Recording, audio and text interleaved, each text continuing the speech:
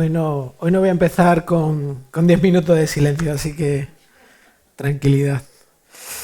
Muy bien, qué desafío, ¿verdad? Y que, no sé a vosotros, pero súper agradecido de la oportunidad justo de Leo de poder compartir todo lo que él ha podido vivir, ¿no? Y en cierta manera sentirnos un poquito parte de todo lo que está ocurriendo allí.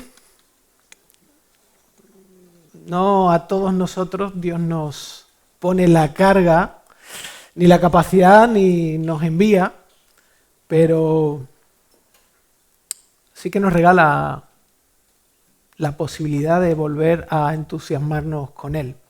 Así que de eso se trata esta serie. Esta serie, y en concreto este mensaje, es la segunda parte del mensaje que empecé el domingo pasado, que tiene que ver con esto tan extraño, ¿no? Con el silencio, como un hábito, una disciplina que Dios nos regala para volver a reexperimentar todo esto que comentaba Leo, que comentaba Emerson, esta experiencia que estaban teniendo pastores, ¿no? Volver a encontrarse con el Evangelio, volver a encontrarse con Dios, ¿no? Volver a tener esa experiencia de redescubrir quién es Él, no solamente como un estilo de vida religioso, sino como algo increíble que nos supera a nosotros mismos, ¿no?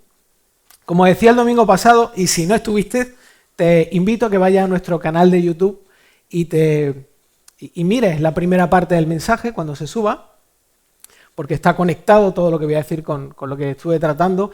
Y algo que dije el domingo pasado, que vuelvo a repetir ahora, es que mi intención en este mensaje quizá te choque un poco, porque a lo mejor es un mensaje que no es tan típico, tan pastoral, no sé, es un mensaje teológico práctico. Una de las cosas que dije, y me carga mucho esto, es mi intención y nuestra intención con esta serie no es que te lleves a casa buenos conceptos, sino que Dios ponga carga en tu corazón para que los pongas en funcionamiento, en marcha, no simplemente por hacerlos, sino por buscar el encuentro con Dios. Ese es el objetivo, ¿no? Es motivarte y desafiarte a hacerlo, ¿no? Así que me gustaría brevemente recordar algunas de las cositas que estuvimos aprendiendo el domingo pasado. Una de las cosas que estuve compartiendo con vosotros es que por causa de la inercia que tenemos dentro de nosotros de salvarnos, y acordaos, ¿no? ¿Qué era salvarnos? Salvarnos era tratar de construir mi identidad en otras cosas, tratar de sentirme bien conmigo mismo en base a lo que los demás piensan de mí, ocuparme en ese tipo de cosas, ¿no? Escuchar ese ruido que constantemente me dice, mira, tienes que formarte tú como persona, tienes que darte valor a ti mismo, por causa de que esa es una inclinación que todos tenemos, absolutamente todos, en distintas áreas. Justamente por eso necesitamos practicar el silencio. Necesitamos entender que la práctica del silencio es una realidad imprescindible para llegar a vivir una vida cristiana con un verdadero entusiasmo, con una verdadera cercanía a Cristo, una vivencia real y constante y diaria con Él.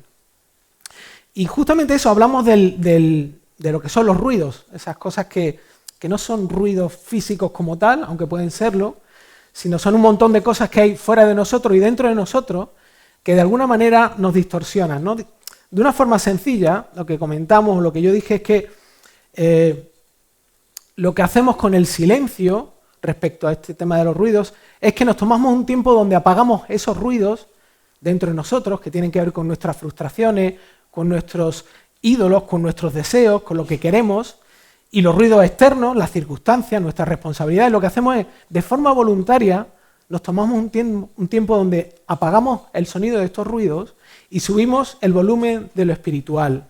Y el volumen de lo espiritual tiene que ver con lo que Dios ha revelado de sí mismo, con el Evangelio, con lo que la Biblia dice acerca de Dios, de su corazón y acerca de nosotros, de lo que nos ha regalado en Jesús. Nos aislamos de todo eso que nos entorpece la capacidad de poder percibir esa realidad y nos conectamos a ella. También una de las cosas que comenté, que me parece súper valiosa y preciosa, es que en el silencio es donde Dios transforma lo que creemos de Él, lo que tenemos en nuestra mente, en ese lugar donde no hay ruido, es donde Dios, a través del Espíritu Santo, no es automático, no es mágico. A través del Espíritu Santo nos permite tener una experiencia gozosa de su presencia. O sea, como dije en su momento, una cosa, me gustó como lo dijo Leo, ¿no? Cómo compartió esta realidad. Él dijo, hay pastores, o hay un pastor que ha dado su vida por Cristo, pero en realidad quizá no había llegado a tener una experiencia gozosa de la presencia de Cristo. En el silencio ocurre esto, en el silencio lo que yo entiendo, mi teología, a través del Espíritu Santo, Dios me permite encarnarla en mi propia vida. Por eso es tan valioso. Y cuando ocurre eso, es cuando empiezo a cambiar desde dentro hacia afuera. La vida cristiana funciona así. No cambiamos la parte externa de quién es, de cómo somos, sino lo que cambia, como decía Ángel hace un ratito, lo que hace Dios a través de su verdad es cambiar nuestro corazón. Nos reenamora de Él. Y cuando eso ocurre, entonces cambiamos. Ahora, antes de continuar, yo quisiera que pensásemos en lo siguiente. Voy a tratar de persuadirte para que incorpores este hábito que te conecta con Dios, que te lo plantees.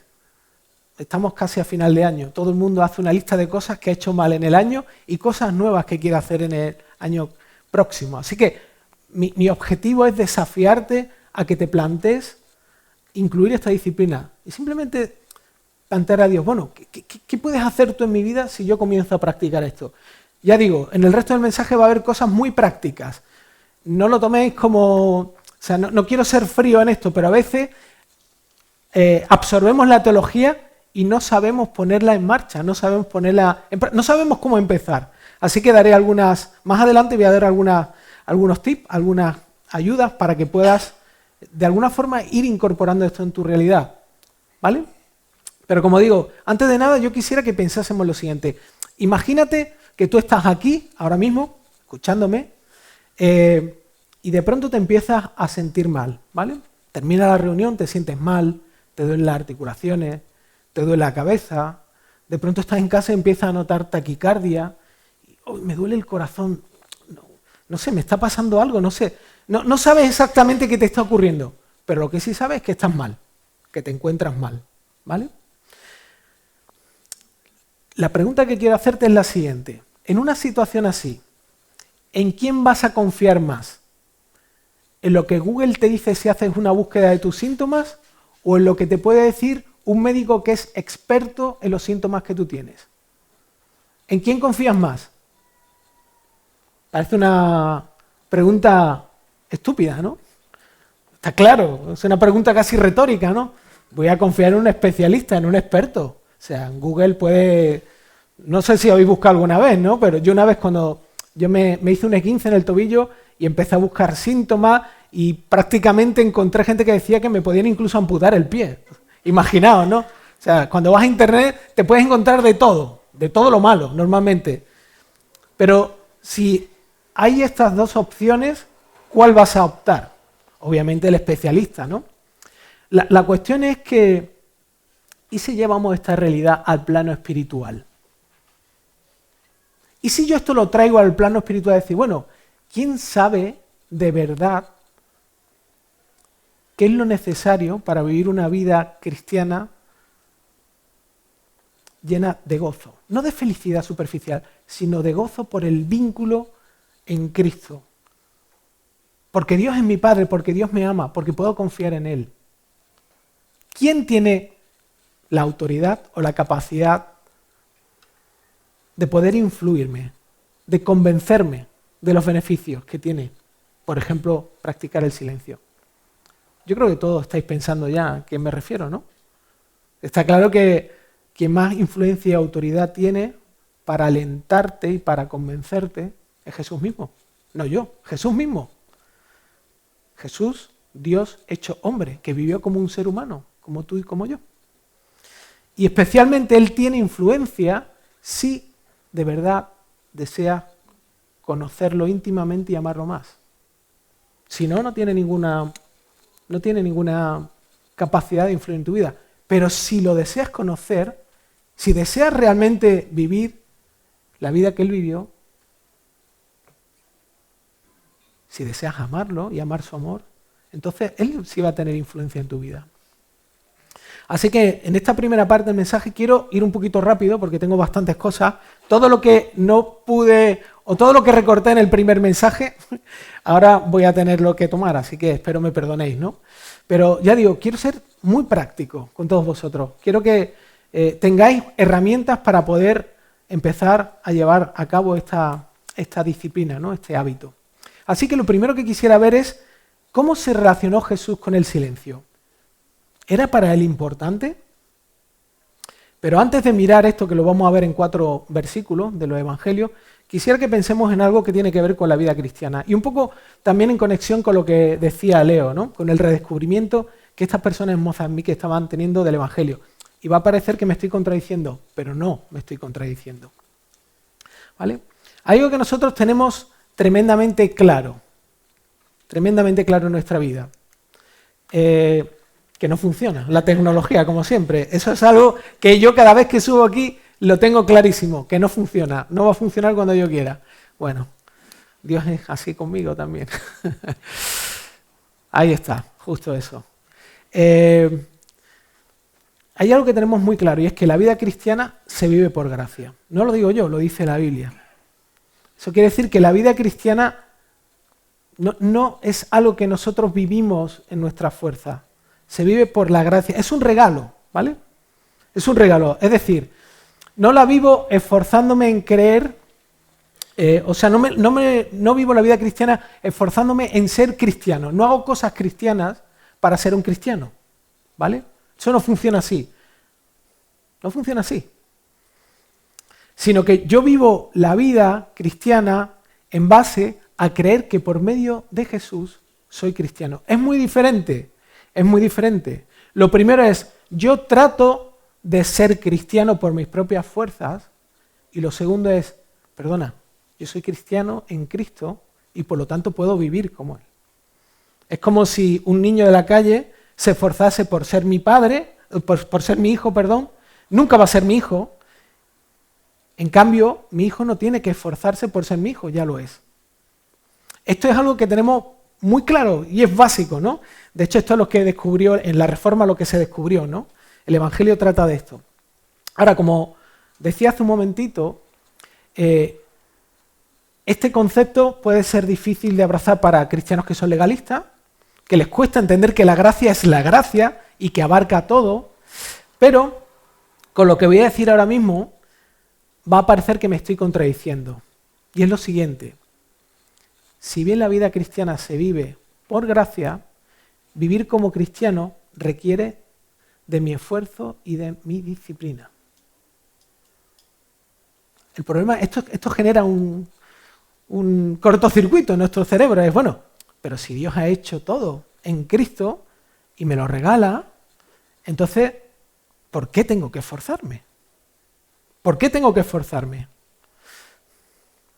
¿Por qué? A ver, para que entendamos cómo funciona esto, ¿no? La gracia es un regalo, pero todo regalo, para poderlo disfrutar, lo tengo que utilizar. Y para utilizarlo, no me quedo de brazos cruzados. No tengo el regalo aquí y yo digo, bueno, voy a disfrutar de mi regalo. No, hago uso de él. La vida cristiana, la gracia es algo que Dios nos da, pero que nosotros necesitamos usar. Y fíjate cómo Pablo explica esto, ¿no? Pablo, en la primera carta a los Corintios, capítulo 15, versículo 10, dice, pero por la gracia de Dios soy lo que soy, y su gracia para conmigo no resultó vana, antes bien, he trabajado mucho más que todos ellos, aunque no yo, sino la gracia de Dios en mí. Fijaos, aquí Pablo está relacionando este concepto de la gracia de Dios, el Evangelio, el regalo de la salvación y de ese cambio progresivo dentro de mí, esa capacidad de amar a Dios, de disfrutar de Él, que es la gracia, es un regalo que no compramos, que recibimos, pero a la vez Pablo habla de esfuerzo. Él se esfuerza más que nadie, ¿no? Básicamente lo que Pablo está diciendo aquí, él está hablando de su autoridad como apóstol, está defendiéndola en el contexto. Está Pablo diciendo quién es él realmente. ¿Quién es Pablo para Pablo? Está contestando en este texto. Y lo que Pablo está diciendo es que él es un resultado de la gracia activa de Dios. Pablo no es un apóstol, no es alguien que predica, que arranca iglesia, que es enviado porque es el más listo, porque es el más inteligente, porque es el que ha hecho más esfuerzo de su vida, sino porque Dios ha querido que él sea, y a través de su gracia, él es quien es. No por quién es Pablo, sino por quién es Dios. Así es como Pablo se ve. O dicho de otra forma, Pablo es el resultado del amor desbordante de Dios en Jesús. Un amor activo. Un amor que no lo deja parado, sino lo deja activo, lo motiva, lo impulsa. ¿Y cómo Pablo llegó a esta convicción? Pues ahí contesta en el versículo. Pablo llegó a esta convicción de quién era él, el resultado de la gracia de Dios, trabajando mucho. Pero trabajando para ganarse quién era él, no, para nada, ¿no? Lo que Pablo había hecho era organizar su vida de forma que aprovechaba todos los momentos que le permitían incrementar su percepción y su disfrute de la gracia de Dios. Por eso la gracia no estaba vacía.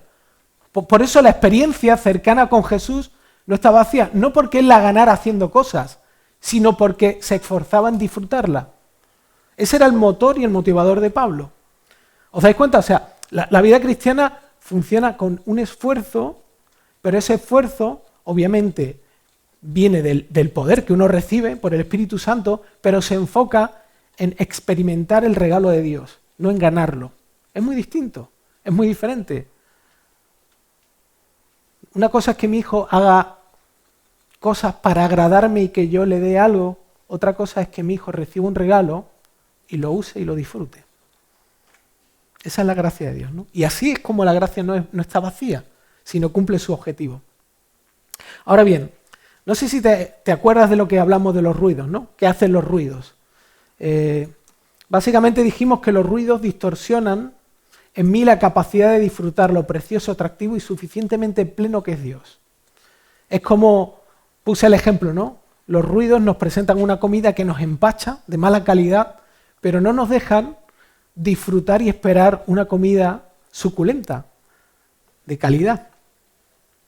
Claro, cuando pensamos en Jesús y el silencio, Jesús y los ruidos, podemos llegar a la conclusión de que Jesús no tenía este tipo de problemas.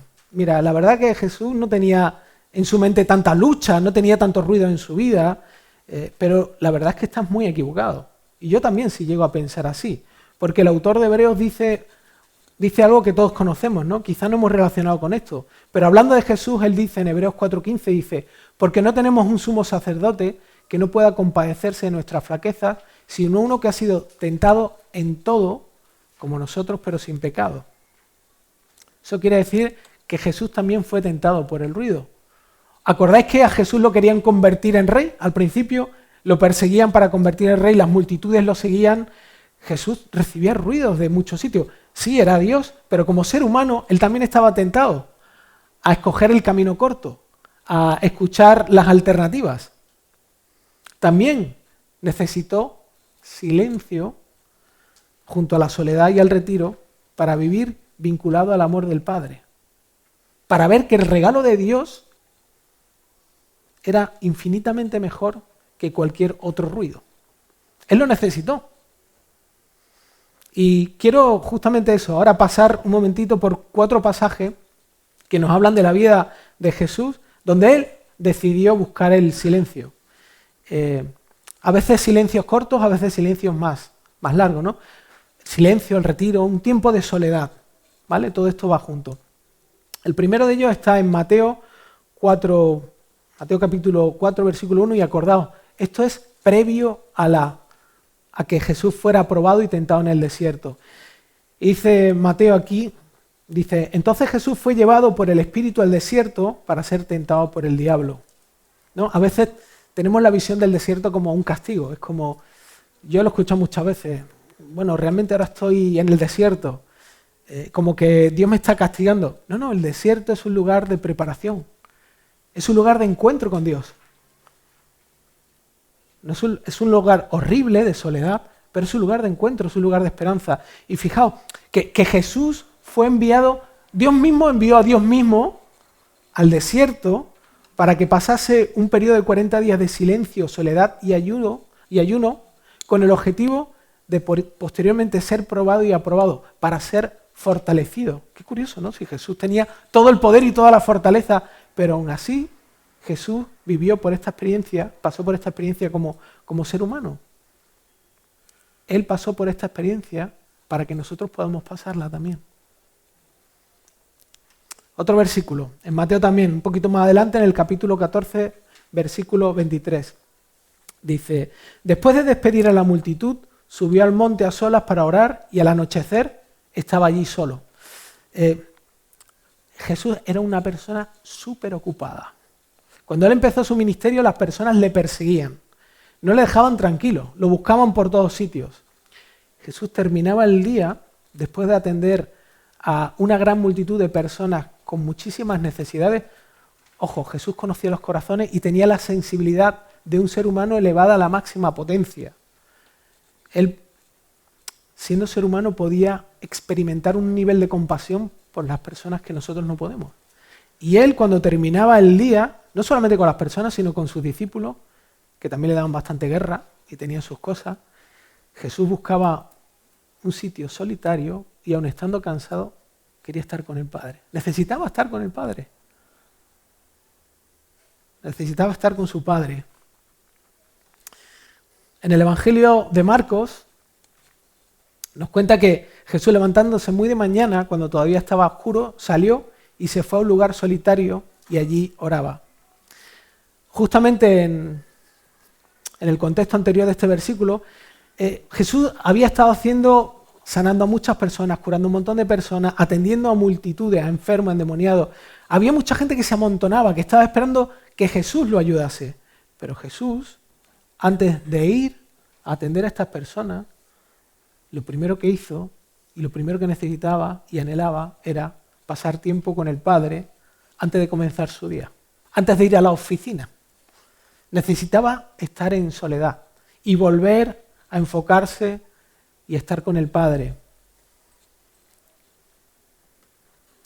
Y otro versículo que está en el Evangelio de Lucas, capítulo 4, versículo 42, dice, cuando se hizo de día, salió y se fue a un lugar solitario, y las multitudes le buscaban y llegaron a donde él estaba y procuraron detenerle para que no se separara de ellos. Imagínate por un momento que eres Jesús, ¿vale? Imagínate que eres Jesús de Nazaret. Estás en medio de tu ministerio y la gente te admira. No solamente por el poder que tienes, no solamente por lo que compartes, por lo que predicas, sino que la gente te busca, las multitudes te buscan. Eres famoso.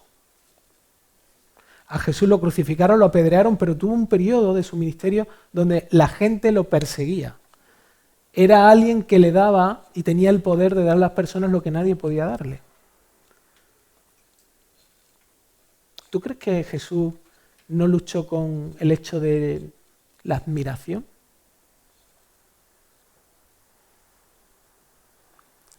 Ahora que nadie nos escucha, que estamos solos, nos gusta que nos admiren, ¿verdad? Incluso en nuestra humildad, cuando alguien dice, oh, qué bien lo que has hecho, no, si no he hecho nada, en el fondo el corazón está hinchándose, está inflándose, se siente demasiado bien. A todos nos gusta la admiración, incluso los que dicen que no les gusta la admiración. A mí no me gusta hablar en público, me cuesta, pero mi corazón le gusta cuando siente que tiene la atención de los demás. Todos luchamos con eso, nos gusta sentirnos importantes. Pero para Jesús había algo mucho más precioso que eso, que era estar con el Padre a solas. Era llenarse del amor del Padre, llenarse de la voluntad del Padre. Antes de darte algunas razones de por qué debieras incorporar el hábito del silencio a tu tiempo con Dios, quisiera decir dos cositas más, ¿no? La primera es, si Jesús necesitó disciplinarse con este asunto siendo el Hijo de Dios, siendo el Dios encarnado, ¿qué nos hace pensar a nosotros que esto no es para nosotros? Como decía un poco Ángel, ¿no? Hablaba de Pablo hace un momentito cuando estaba presidiendo, decía, bueno, Pablo, procedo a la mitad, ¿y yo dónde estoy? Si Jesús, si el Hijo de Dios. Esto para mí es precioso. O sea, Dios mismo se somete a algo que no es una obligación, es un regalo. Si Jesús lo practicó, si Jesús lo hizo parte de su vida y vivió como vivió, ¿qué me hace pensar a mí que no sea algo que yo necesito? Y lo segundo es, si yo pienso en la vida de Jesús y no experimento gratitud, asombro y un anhelo de yo quiero vivir como Jesús vivió. Yo quiero tener ese tipo de vida. Yo anhelo. Sí, puede que a veces incluso ese anhelo sea un hilito muy fino. Incluso a veces no lo tengas. A veces más fuerte, otras veces menos fuerte. La vida espiritual no es constante, es fluctuante. Y eso también es un regalo de parte de Dios, fluctuante. ¿Para qué? Para que lo necesitemos más a Él. Para que no nos confiemos en nuestro propio orgullo.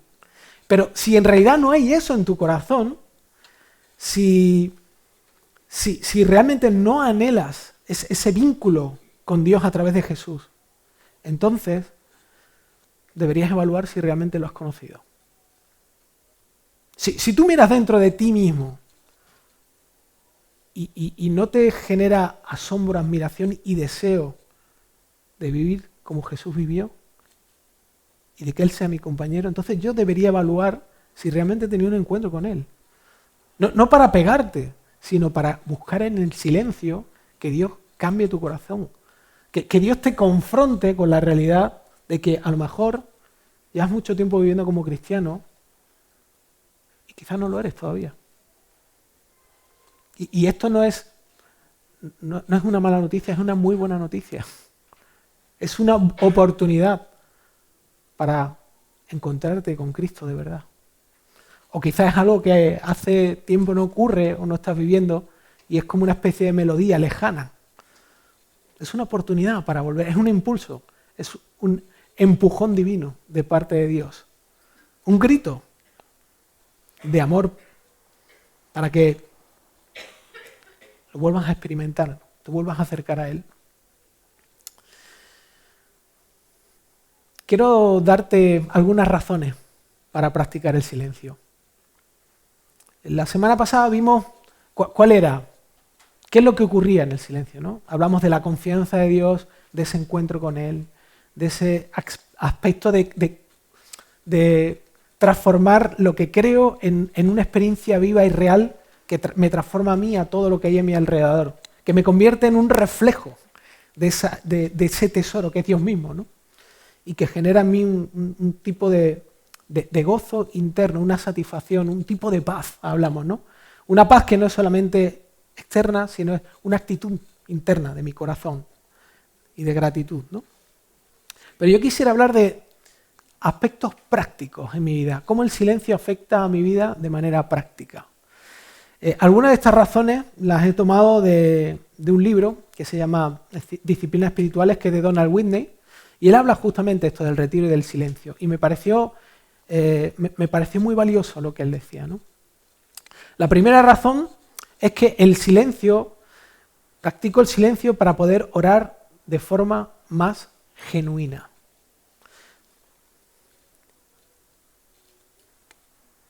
¿Te has dado cuenta lo fácil que es perderse cuando uno se pone a orar solo? Te pones a orar y cuando han pasado 30 segundos o 10 segundos, tu mente está en, qué sé yo, en la lista de la compra, en que tienes que llamar a tu madre, en que cómo vas a pagar aquello, cómo no vas a pagar aquello, qué ropa me voy a poner, qué me voy a comprar, nuestra mente es tan voluble, es tan fácilmente desconectable de la realidad. Al final esto nos confronta con el hecho de que somos adictos al ruido, nos gusta el ruido y no nos gusta tanto el silencio. Quizá el silencio lo queremos para hacer otras cosas, ¿no? Para desconectarnos de la vida. Pero es curioso, ¿no? Yo con vergüenza tengo que decir que estoy en proceso de descubrir todo esto y de vivirlo. Estoy en proceso. Estamos en casa, estamos hablando y está la televisión de fondo. Estamos hablando, pero hay un ruido de fondo, hay la televisión. O estamos teniendo una conversación y tenemos el móvil cerca y estamos más atentos de las notificaciones que nos llegan. Y ¿no? ¿No te pasa eso con tu mujer? Que te está hablando y tú, sí, te estoy atendiendo, pero estoy mirando el móvil y estoy... Ay, no, sí, yo escucho. Mentira, no escucha. No escucha absolutamente nada. Luego te pregunta y no sabe ni qué contestarle. Pero daros cuenta, vivimos totalmente entretenidos, ¿no? Las redes sociales, las notificaciones que hay que responder ya, la incapacidad, me voy al baño y no puedo estar en el baño sin tener algo que me entretenga. Y me voy al baño con el móvil. Tengo que aprovechar el tiempo. Hay que ocupar el espacio con ruido. Yo no tengo nada en contra de la tecnología. Yo soy un friki, lo sabéis. Me gusta la tecnología, me encanta. Pero sé que la tecnología no solamente es algo que tiene muchas cosas buenas, que es un regalo de Dios, sino que también son tentaciones que nos impiden disfrutar y practicar el silencio. Es una forma rápida, una dosis de ruido. Las cosas buenas se toman su tiempo, necesitan su tiempo, ¿no? Por eso ahora más que nunca necesitamos aprender esta disciplina, porque el silencio nos ayuda a prepararnos para desacelerar nuestra mente y enfocarnos en el encuentro con nuestro Padre. Nos ayuda, es una práctica, como dije, es un proceso, es algo que vamos incorporando en nuestra vida y afecta a nuestros tiempos con Dios. Pero lo necesitamos. Como se suele decir aquí, lo necesitamos como el comer. Si de verdad queremos tener una vida espiritual de conexión con Dios llena y viva, de verdad. ¿Sí? La segunda razón, y esta me encanta también, es que el silencio nos ayuda para poder expresar verdadera gratitud. Yo quiero que pienses por un momento, ¿cuándo fue la última vez que tuviste un momento de gratitud? Y no de gratitud de que alguien te cede el paso y tú dices gracias. Un momento de gratitud donde realmente sentiste agradecimiento. Piénsalo. No solo diste gracias, sino internamente te sentías tremendamente agradecido. Mira, la verdadera gratitud no son palabras, las puede incluir, obviamente. La verdadera gratitud es esencialmente una actitud interna, gozosa del corazón hacia Dios. Esto es lo que la Biblia llama adoración. Es una actitud interna. Cuando hablo del corazón no hablo aquí dentro, hablo de todos nuestros afectos, de todo quienes somos nosotros en ese momento. Es una actitud, una sensación interna de gratitud. Incluso yo diría de capacidad de poder dar de forma desprendida. Que tiene que ver con percibir a Dios como un tesoro. Y una de las cosas que más nos cuesta a todos es tomar un tiempo para considerar en silencio cada detalle de nuestra vida y cómo cada detalle de nuestra vida es una expresión de un Dios que es generoso y que se da. Hay cosas que asumimos que son automáticas y que funcionan así, ¿no? En la cosmovisión cristiana no es así. Lo que ocurre, todo viene por la providencia de Dios. Mi vida, tu vida no te pertenece, no es tuya, tú no te has dado la vida, ni siquiera tus padres. La existencia del ser humano es la providencia de Dios. El disfrute de los paisajes, la comida, los sabores, los sonidos, todo eso son regalos de Dios. La marca de Dios está por todos sitios. Si uno no se para en silencio a meditar y a pensar en estas cosas, es muy difícil que puedas agradecer a Dios de verdad por lo que tiene. De hecho, la adoración en silencio puede darse cuando el corazón está tan lleno de gratitud hacia Dios que las palabras no pueden expresarlo. La verdadera gratitud no son las palabras.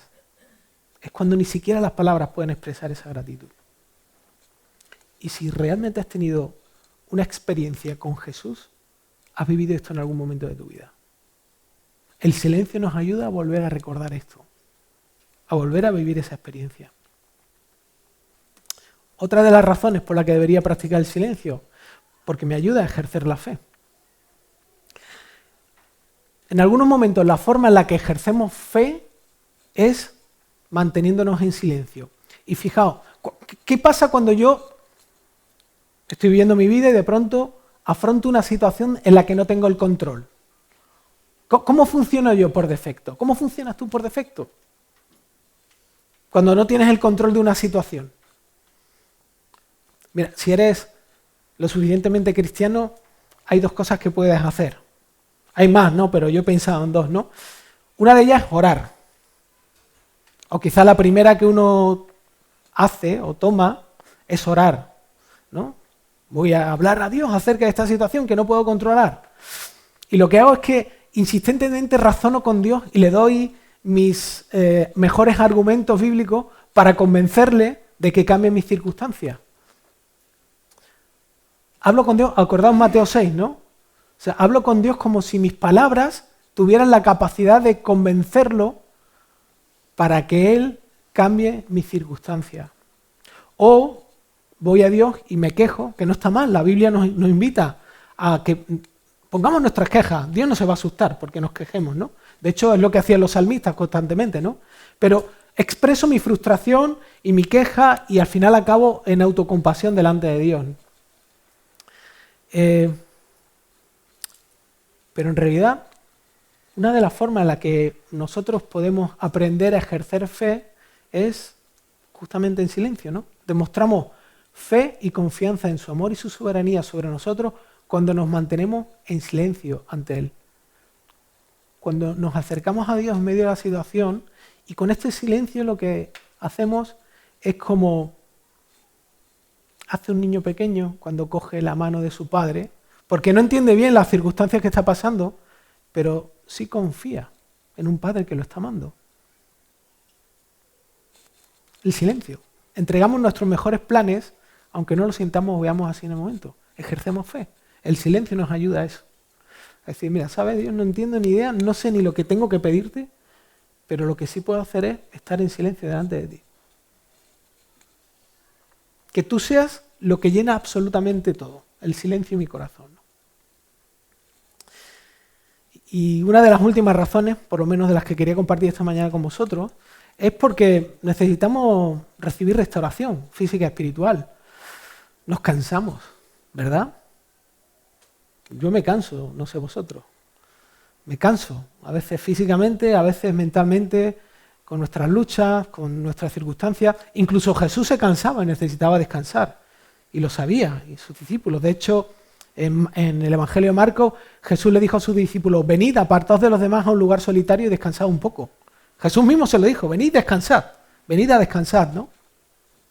Así que cuando practicamos el silencio junto al retiro, lo que hacemos es buscamos restaurar nuestro cuerpo y nuestra alma, dejando temporalmente, no irresponsablemente, temporalmente, la rutina y las responsabilidades cotidianas para volver a reorientarnos al amor de Dios. Para verlo de una forma especial, para buscar el entorno donde volvamos otra vez a escucharlo a Él y a minimizar los ruidos externos. Bueno, llegó la parte práctica ahora.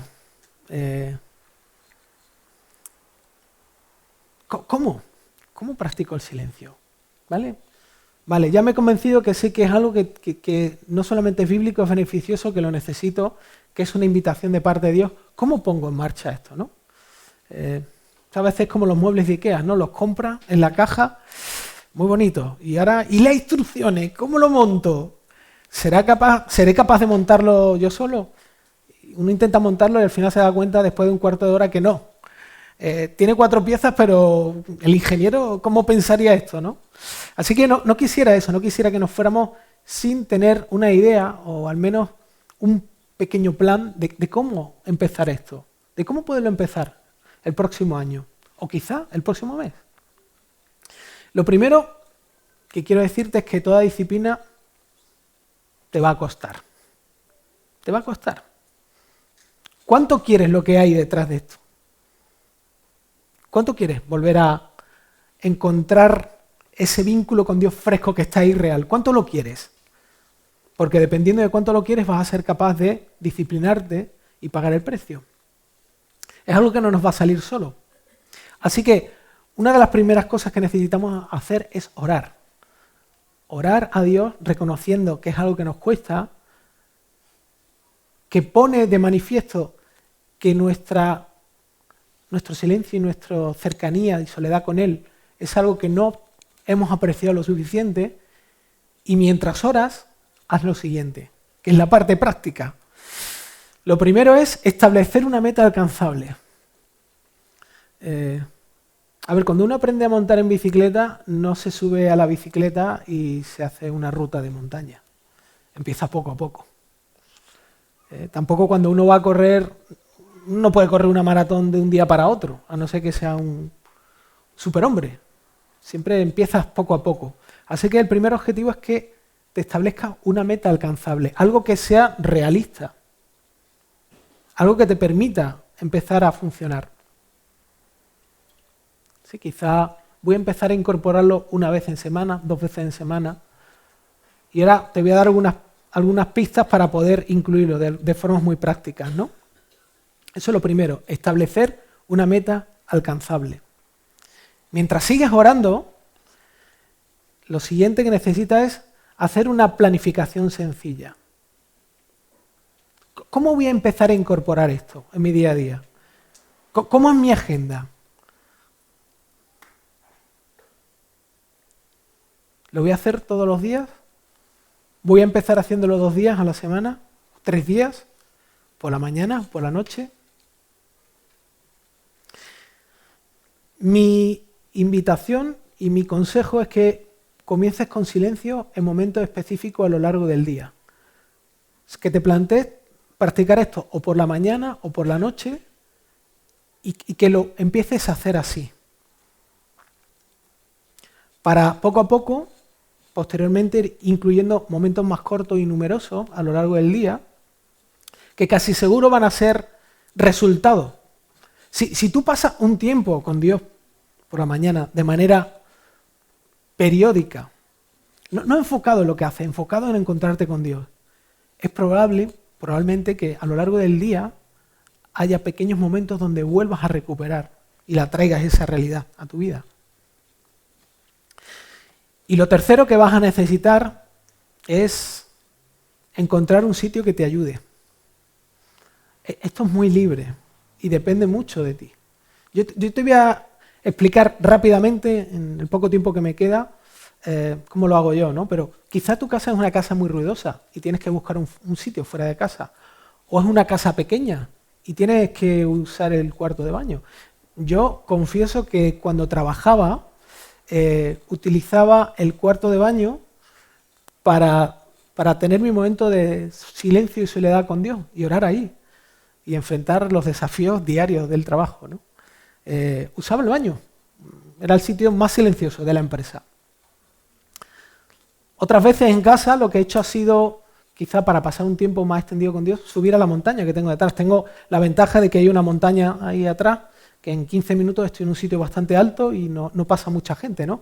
Otras veces he salido a caminar por sitios donde no había muchas personas, mientras mantenía, en mi mente mantenía un tiempo donde estaba con Dios. Otras veces lo he hecho practicando deporte, en bicicleta o saliendo a correr, ¿no? A veces lo hacía temprano, a veces lo hacía por la tarde, por la noche. A veces cuando hace frío en invierno, que me da pereza salir fuera temprano, como a muchos de vosotros, tengo una habitación vacía en casa, donde cuando cierro la puerta hay silencio, y ahí me mantengo en oscuridad un tiempo. Paso un tiempo con Dios, paso un tiempo en silencio, escuchándolo y luego orando. Cuando hace buen tiempo salgo al jardín, salgo fuera. Y hoy, por ejemplo, hacía un poco de frío, pero hoy Dios me ha regalado un tiempo de mirar las estrellas y mientras observo las estrellas, pensar en el regalo que es la vida, el regalo es poder conocer a Dios, saber que Dios me ama, que Dios me conoce, que Dios me está cambiando, que todo no depende del caos o de la casualidad, depende de Él, de su providencia, de su amor. Y luego mirando el cielo, mirando las estrellas. Otras veces lo he hecho en el garaje de casa dentro del coche, sobre todo cuando necesito mucho silencio y hay mucho ruido y no puedo, y yo mismo me doy cuenta de que no puedo, hago una disciplina y me voy al garaje de casa, me meto dentro del coche, cierro la puerta, abro un poquito para no asfixiarte y ahí paso mi tiempo con Dios. Incluso tengo unos tapones de estos que son casi a rosca, que a veces lo he utilizado para realmente poder encontrar ese tiempo de silencio con Dios, ¿no? Con esto estoy diciendo que no existe una regla fija. Eres tú el que tienes que mirar tu vida, tu espacio, tu lugar, el sitio donde Dios te ha puesto y buscar un espacio especial que te invite a eso, que te invite. Yo sé que Nico tiene en su casa un campo y tiene una silla y él, ahora no creo que salga porque hace frío y es friolero, pero es donde él va y pasa su tiempo. Y sé que Cristian muchas veces me ha comentado también en la habitación, en su propia habitación, mirando a la ventana y mirando hacia la montaña, esfuérzate en esto. Ahí es donde debemos esforzarnos, en todo aquello que nos permita percibir también a Dios, ¿no? Y recordad que el silencio en sí, que esto no tiene valor, lo que tiene valor es quién está, con quién nos vamos a encontrar. Eso es lo valioso, por eso vale la pena esforzarse, por eso vale la pena planificar todo esto, porque detrás está Dios. Porque detrás está el ser más increíble, con el amor más increíble que podamos jamás encontrar, que ha hecho algo increíble. Ha dado a su Hijo para nosotros, que somos inconstantes, que necesitamos una y otra vez esforzarnos en percibir lo que es tan brillante y tan increíble, que es su gloria. Así que no olvides que el silencio va también unido a la oración, a la meditación, a la lectura de la Biblia. Y que de esto, y hasta aquí voy a contar solamente porque algo que queremos hacer juntos como iglesia, invitar al resto del mundo a través de Cambios Profundos a principios del año que viene, su iniciativa. Nico nos va a estar hablando en los próximos domingos, antes de fin de año, de la lectura de la Biblia como una disciplina. Y no voy a dar más detalles, os voy a dejar un poco ahí con la incógnita, ¿no? Pero va a ser una invitación para todos vosotros. ¿Cómo empiezo? ¿Cómo practico los silencios? Aparte de buscar estos sitios. Rápidamente, ya estoy acabando. Lo primero es practicar silencios breves a lo largo del día, ¿no? ¿Cómo hago esto? Aprovecha los tiempos muertos. Cuando estamos en el semáforo, normalmente pasamos más tiempo inquietos para que se ponga en verde, en vez de utilizar ese tiempo para pensar en Cristo, pensar en el regalo que Dios me ha dado de poder frenar mi vida en un semáforo y pensar en Él. Poder tener una pequeña oración. O hazlo mientras vas camino al aparcamiento o cuando estás en la cola del supermercado, en vez de buscar cuál es la cola más rápida, quédate en la cola lenta y aprovecha ese tiempo. Convierte lo cotidiano en algo espiritual, en algo que encienda tu amor y tu pasión por Dios. O cuando almuerzas, o cuando recoges en la casa, o lo que sea. Cualquier tarea cotidiana, conviértela en un espacio para conectarte y encontrarte con Jesús. O busca esos momentos periódicos específicos del día. Busca un hueco en tu vida, haz ese hueco. De hecho, contra más acelerada y más llena de actividades esté en tu vida, más vas a necesitar planificar momentos de silencio, donde apartarte y encender tu sensibilidad por el amor de Dios. Piensa en lo que voy a decir ahora, ¿vale? Porque esto espero que te convenza. Los momentos cotidianos de tu vida son el campo de ensayo donde se prueba la calidad de tu tiempo con Dios. Los momentos cotidianos de tu vida, cómo le hablas a tu mujer, cómo le hablas a tu hijo, cómo enfrentas lo que tu jefe te está pidiendo, cómo manejas los conflictos, cómo manejas los miedos, son la evidencia y prueban la calidad de tu tiempo con Dios a solas y en silencio. Y finalmente, conforme vayas añadiendo esto a tu disciplina de vida,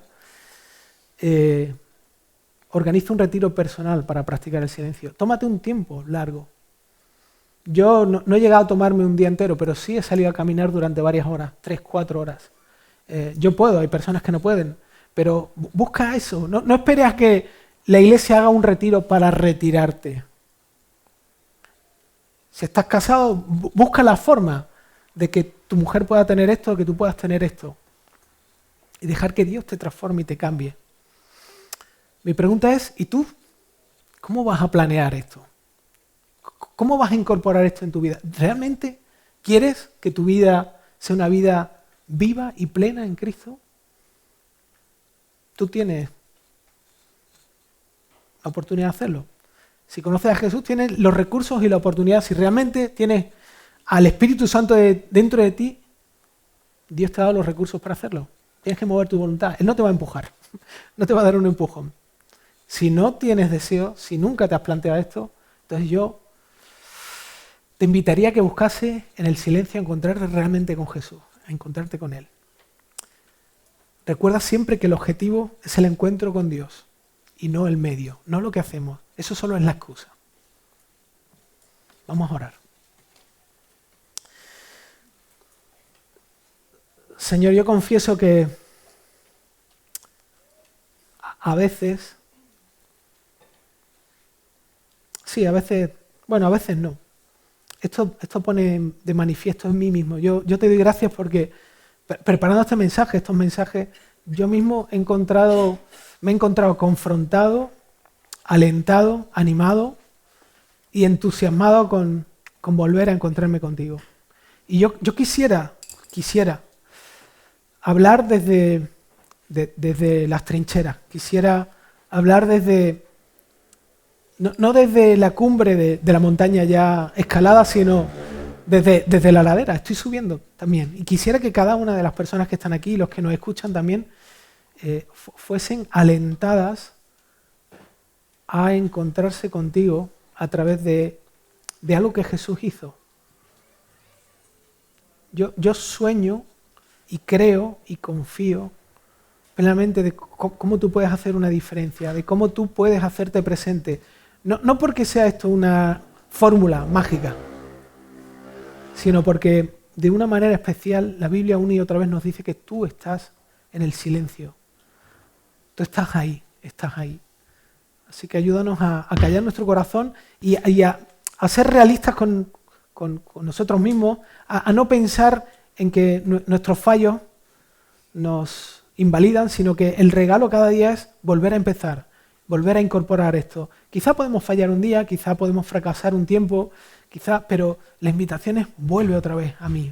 Porque detrás de todo esto hay un Dios con los brazos abiertos, que nos ama de una forma tan increíble, que tiene en su mente el regalo de sí mismo para nosotros y queremos anhelar eso, queremos que eso sea nuestro motivador. Queremos un cambio interno dentro de nosotros y por eso te buscamos y queremos buscarte.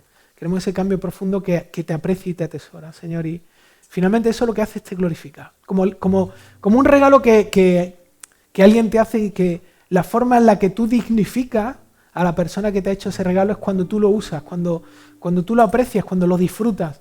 La persona que te ha hecho ese regalo es glorificada. Así que queremos justamente vivir así, Señor. Te pedimos ayuda, te pedimos que tu Espíritu nos aliente, nos motive y te pedimos todo esto en el nombre de Jesús. Amén.